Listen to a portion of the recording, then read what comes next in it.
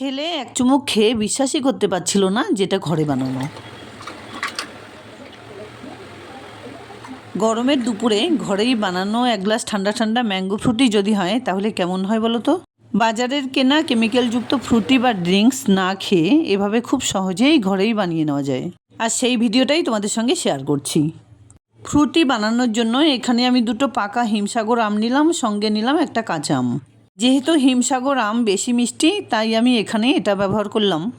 তোমরা যে কোনো মিষ্টি জাতীয় আম ব্যবহার করতে পারো। আমগুলো প্রথমে ভালোভাবে ধুয়ে নেবার পর ছুরির সাহায্যে দু সাইড কেটে একটা বড় মিক্সার জারে তুলে নিচ্ছি। প্রথমে দু সাইড কেটে আটিটাকে এভাবে নিংড়ে নেব, আর বাকি কাঁচা আমের থেকে দু ফালি কেটে নিয়ে আটিটাকে বাদ দিয়ে দেব।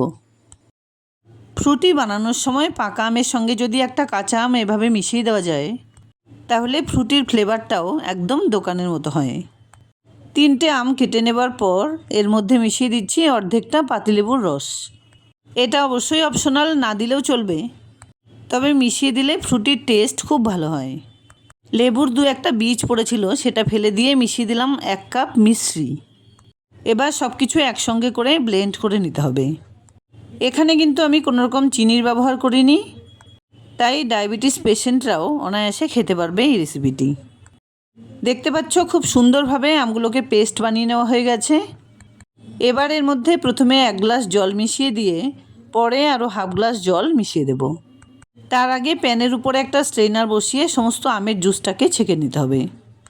ম্যাঙ্গো ফ্রুটিতে যদি কোনো রকম আঁশ থাকে তাহলে সেটা কিন্তু খেতে ভালো লাগবে না, তাই এটাকে একটু এভাবেই ছেঁকে বাদ দিয়ে নিতে হবে।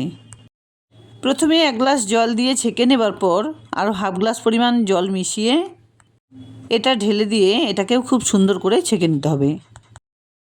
ছেঁকে নেবার পর এই দানা দানা এগুলোকে বাদ দিয়ে দিলাম। এবার গ্যাস অন করে এই প্যানটাকে গ্যাসের উপরে বসিয়ে দিলাম।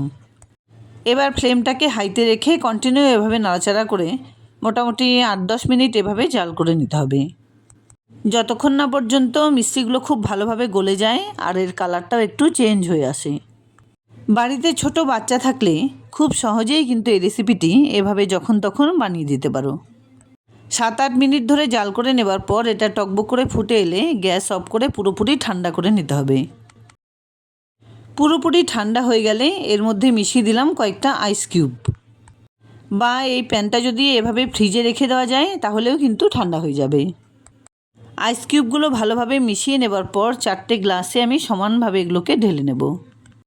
যদি আরও ঠান্ডা খেতে ভালো লাগে তাহলে আইস কিউবের পরিমাণটা একটু বাড়িয়ে দিতে হবে। ছোট ছেলে খাওয়ার পর বিশ্বাসই করতে পারছিল না যে এটা আমি বাড়িতে বানিয়েছি। যাই হোক, পুরো দোকানের মতো ঠান্ডা ঠান্ডা ম্যাঙ্গো ফ্রুটি একদম রেডি। ভালো লাগলে লাইক শেয়ার কমেন্টস করতে ভুলবে না প্লিজ।